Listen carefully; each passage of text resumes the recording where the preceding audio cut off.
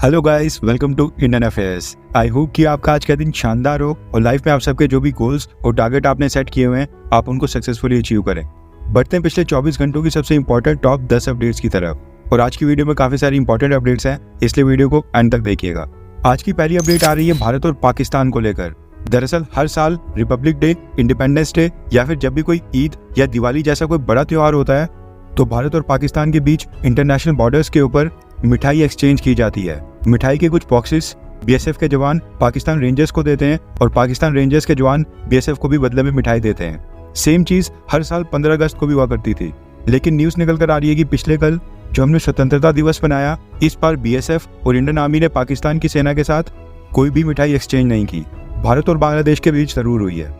आज की second update आ रही है भारत और जर्मनी को लेकर। दरअसल अभी तक क्या होता था कि भारत के स्किल्ड वर्कर्स जो कि वर्क वीजा के ऊपर जर्मनी जाते थे, उनके वीजा के लिए जो वीजा प्रोसेसिंग टाइम होता था वो था 9 महीने तक का। जर्मनी का वर्क वीजा के लिए अप्लाई करने के बाद 9 महीने तक का इंतजार करना पड़ता था और फिर उसके बाद जर्मनी की एम्बेसी या कॉन्सुलेट 9 महीने के बाद जाकर वर्क वीजा इशू करते थे, या फिर रिजेक्शन का पता चलते भी 8 से 9 महीने लग जाते थे। लेकिन जर्मनी ने अब भारत के स्किल्ड वर्कर्स के लिए वीजा प्रोसेसिंग टाइम को 9 महीने से कम करके अब 2 हफ्ते तक कर दिया है। अगर आप स्किल्ड वर्कर हैं और जर्मनी जाना चाहते हैं तो अब आपको जर्मनी का वर्क वीजा केवल 2 हफ्तों के अंदर ही मिल जाएगा। जर्मनी ने इसके लिए भारत में अपने स्टाफ की संख्या को काफी बढ़ा दिया है। इसके अलावा भारत के इमिग्रेंट्स की रेपुटेशन भी फॉरेन कंट्रीज में काफी अच्छी है और दोनों देशों के संबंध पिछले काफी समय से लगातार मजबूत हो रहे हैं। इसी के कारण अब जर्मनी की सरकार इंडियंस के लिए वर्क वीजा इशू करने में काफी नरमी बरत रही है। आज की थर्ड अपडेट आ रही है भारत और अमेरिका को लेकर। दरअसल न्यूज निकल कर आ रही है कि अमेरिका ने अयोध्या के राम मंदिर की मूर्ति बनाने वाले मूर्तिकार अरुण योगीराज की वीजा एप्लीकेशन को रिजेक्ट कर दिया है। अरुण योगीराज ने बताया कि association of Kannada Kootas of America ने अमेरिका की वर्जीनिया स्टेट में वर्ल्ड कन्नड़ा कॉन्फ्रेंस 2024 का एक इवेंट ऑर्गेनाइज करवाना था और ये इवेंट 30 अगस्त से लेकर 1 सितंबर तक होना है, जिसके लिए association of Kannada Kootas of America ने रामलला की मूर्ति बनाने वाले अरुण योगीराज को भी इनवाइट किया था। लेकिन जब अरुण योगीराज ने अमेरिका जाने के लिए वीजा के लिए अप्लाई किया तो उनकी वीजा एप्लीकेशन अमेरिका ने रिजेक्ट कर दी है और अमेरिका की एम्बेसी द्वारा उनको 10 अगस्त को वीजा एप्लीकेशन रिजेक्ट होने का मैसेज मिला है, जिसके बाद अब वो इस इवेंट को अटेंड करने के लिए अमेरिका नहीं जा सकते हैं। अमेरिका की तरफ से वीजा एप्लीकेशन को रिजेक्ट करने का कोई भी कारण अभी तक नहीं दिया गया है। अब ये अमेरिका जो एक तरफ कहता है कि भारत अमेरिका के लिए सबसे ज्यादा इंपॉर्टेंस रखता है, खालिस्तानी पन्नू तक को सिक्योरिटी कवर प्रोवाइड करता है, लेकिन राम भगवान की मूर्ति बनाने वाले मूर्तिकार अरुण योगीराज की ये वीजा एप्लीकेशन ही एक्सेप्ट नहीं करते। एंड आपको पता है कि अमेरिका में इस समय वाइस प्रेसिडेंट भारतीय मूल की कमला हैरिस है, जो कि प्रेसिडेंट पद के लिए भी दोबारा से इलेक्शंस लड़ रही है। अब इस चीज को एंटी इंडिया कहा जाए, एंटी आर्टिस्ट कहा जाए या फिर एंटी हिंदू क्यों ना बोला जाए। आज की फोर्थ अपडेट आ रही है भारत, अमेरिका और यूनाइटेड नेशंस को लेकर।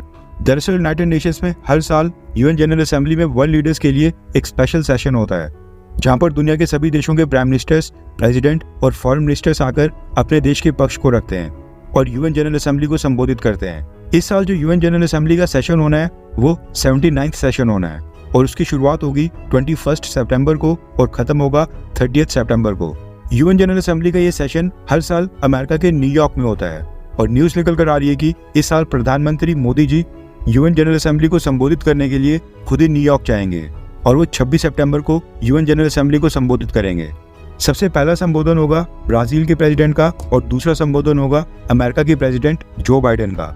इससे पहले प्रधानमंत्री मोदी 22 सितंबर को UN summit of the future नाम के एक इवेंट को भी अटेंड करेंगे, जहां पर दुनिया के सभी बड़े देशों के वर्ल्ड लीडर्स वहां पर प्रेजेंट रहेंगे। साथ में न्यूज निकल कर आ रही है कि प्रधानमंत्री मोदी एक स्पेशल कार्यक्रम में अमेरिका में वहां पर एक इंडियन डायस्पोरा को भी संबोधित करेंगे। इवेंट का नाम रखा गया है Modi and US progress together and इस इवेंट में भारतीय मूल के 16,000 लोग शामिल होंगे। अब इस इवेंट में डोनाल्ड ट्रंप और कमला हैरिस आती हैं या फिर जो बाइडेन आते हैं, ये तो खैर अभी तक क्लियर नहीं हुआ है। अभी जो प्रधानमंत्री मोदी का अमेरिका का दौरा होगा ये बेहद इंपॉर्टेंट होने वाला है, क्योंकि 26 सितंबर को प्रधानमंत्री मोदी यूएन जनरल असेंबली को संबोधित करेंगे और उसके ठीक 30 से 35 दिनों के बाद 5 नवंबर को अमेरिका में प्रेसिडेंशियल इलेक्शंस होने हैं। प्रधानमंत्री मोदी ने पिछली बार साल 2021 में यूएन जनरल असेंबली को संबोधित किया था और ये 3 साल के बाद प्रधानमंत्री मोदी संबोधित करेंगे। जिस साल प्रधानमंत्री मोदी खुद ही यूएन जनरल असेंबली को संबोधित करने के लिए नहीं जाते हैं, उस साल भारत को रिप्रेजेंट करने के लिए हमारे विदेश मंत्री जाते हैं। जब स्वर्गीय सुषमा स्वराज मैडम विदेश मंत्री हुआ करती थी तब वो जाया करती थी और अब हमारे विदेश मंत्री डॉक्टर एस जयशंकर सर जाते हैं। और पिछले साल भी यूनाइटेड नेशन जनरल असेंबली के सेशन में भारत को जयशंकर सर ने रिप्रेजेंट किया था। आज की 5th अपडेट आ रही है भारत में board of cricket control in India को लेकर, यानी कि BCCI को लेकर। न्यूज निकल कर आ रही है कि बेंगलुरु में जो state of the art national cricket academy बनाई जा रही है, उसमें अब ओलंपिक गेम्स के एथलीट्स को भी ट्रेन करने की परमिशन दी जाएगी। न्यूज के मुताबिक बेंगलुरु में जो नेशनल क्रिकेट एकेडमी इस समय बन रही है, वो दुनिया की सबसे बड़ी क्रिकेट एकेडमी होने वाली है और वहाँ पर कई सारे एडवांस ट्रेनिंग फैसिलिटीज, इसके साथ साथ इंटरनेशनल लेवल की recovery and sports science facilities भी होंगी। ओलंपिक साइज का स्विमिंग पूल भी है। इसके साथ ही 3 बड़े बड़े प्लेग्राउंड्स हैं और 45 क्रिकेट पिचेस हैं, जिसमें इंडोर क्रिकेट पिचेस भी हैं। BCCI के चीफ जय शाह ने एक इंटरव्यू में कहा है कि जब ये नई नेशनल क्रिकेट एकेडमी कंप्लीट हो जाएगी, तब यहाँ पर नीरज चोपड़ा जैसे एथलीट्स को भी ट्रेनिंग करवाने की परमिशन दी जाएगी। अब क्योंकि ये क्रिकेट एकेडमी है, यहाँ पर ओलंपिक गेम्स वाले एथलीट्स को कैसे अकोमोडेट किया जाता है, उसकी पूरी जानकारी अभी तो खैर BCCI ने नहीं दी है, लेकिन एटलीस्ट ये काफ़ी गुड न्यूज़ है कि यहाँ पर ओलंपिक गेम्स के एथलीट्स के बारे में भी सोचा जा रहा है और BCCI खुद ही इसके लिए आगे आ रहा है। आज की 6th अपडेट आ रही है भारत और रशिया को लेकर। ये तो हमने कई बार डिस्कस किया है कि भारत का 40 से 45% क्रूड ऑयल आज की डेट में रशिया से ही आ रहा है, लेकिन अब ये डेटा सामने आ गया है कि इसके लिए भारत रशिया को हर महीने कितने पैसे पे कर रहा है। न्यूज़ निकल कर आ रही है कि जुलाई महीने में भारत ने रशिया से टोटल जितना क्रूड ऑयल परचेज किया था, उसके लिए भारत की सरकार ने पेमेंट के रूप में रशिया को $2.8 बिलियन की पेमेंट की थी और ये अकेले जुलाई महीने की पेमेंट है। हर महीने हम क्रूड ऑयल के लिए रशिया को $2.5 से $3 बिलियन के बीच में पे कर रहे हैं और ये डिस्काउंट के बाद ही प्राइस है। आज की 7th अपडेट आ रही है बांग्लादेश और भारत को लेकर। बांग्लादेश की main opposition party Bangladesh nationalist party की एक स्टेटमेंट आई है, जिसमें उन्होंने कहा कि भारत ने शेख हसीना के साथ जो रिश्ते रखे, वैसा करके भारत ने अपने सारे एग्स एक ही बास्केट में डाल दिए थे और ये भारत का बहुत ही बड़ा पॉलिटिकल ब्लंडर और बहुत ही बड़ा पॉलिसी ब्लंडर था। बांग्लादेश नेशनलिस्ट पार्टी के सीनियर लीडर और कैबिनेट मिनिस्टर भी रह चुके अब्दुल मोइन खान ने कहा है कि अब समय आ गया है कि भारत भी अपनी बांग्लादेश की पॉलिसी को रिन्यू करे और सिचुएशन का दोबारा से मूल्यांकन करे। हम भारत के साथ काफ़ी अच्छे रिश्ते रखने चाहते हैं। हम ना कभी प्रो पाकिस्तान थे, ना कभी होंगे। भारत हमारे बॉर्डर्स के 3 साइड के ऊपर है, इसलिए हम भारत के साथ हमेशा से ही दोस्ती रखेंगे। वैसे देखा जाए तो ना सिर्फ भारत ने अपने सारे एग्स एक ही बास्केट में रखे थे, बल्कि बांग्लादेश नेशनलिस्ट पार्टी भी पिछले काफ़ी समय से बांग्लादेश के अंदर वहाँ पर भारत विरोध करने में कोई भी कमी नहीं रख रही थी। मालदीव्स की तरह बांग्लादेश में जो इंडिया आउट कैंपेन चला था, उसको चलाने में भी कहीं ना कहीं बांग्लादेश नेशनलिस्ट पार्टी का ही हाथ सबसे आगे था। आज की 8th अपडेट आ रही है कनाडा के सरे से, जहां पर खालिस्तानी आतंकी हरदीप सिंह निज्जर की हत्या हुई थी। न्यूज़ निकल कर आ रही है कि पिछले कल यहां पर 15 अगस्त के दिन भारत के सपोर्टर्स ने तिरंगा रैली निकाली थी और खालिस्तानी समर्थकों ने खालिस्तान रैली निकाली थी।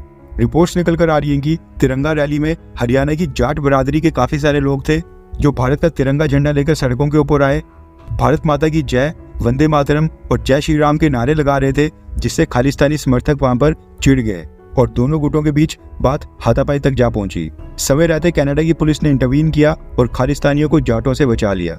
आज की 9th अपडेट आ रही है मंकी पॉक्स बीमारी को लेकर, जिसको वर्ल्ड हेल्थ ऑर्गेनाइजेशन ने ग्लोबल हेल्थ इमरजेंसी घोषित कर दिया है। न्यूज़ निकल कर आ रही है कि मंकी पॉक्स अब अफ्रीका से बाहर फैल गया है। अफ्रीका से बाहर पहला केस स्वीडन में डिटेक्ट हुआ है। स्वीडन वाला इन्फेक्टेड पेशेंट अफ्रीका से वापस आया था और दूसरा केस डिटेक्ट हुआ है हमारे पड़ोसी देश पाकिस्तान में, और जो पाकिस्तान वाला इन्फेक्टेड पेशेंट था वो सऊदी अरब से आया था, जिसका मतलब है कि सऊदी अरब में भी इन्फेक्टेड पेशेंट्स वहाँ पर प्रेजेंट होंगे, जो कि थोड़े दिनों में डिटेक्ट भी हो जाएंगे।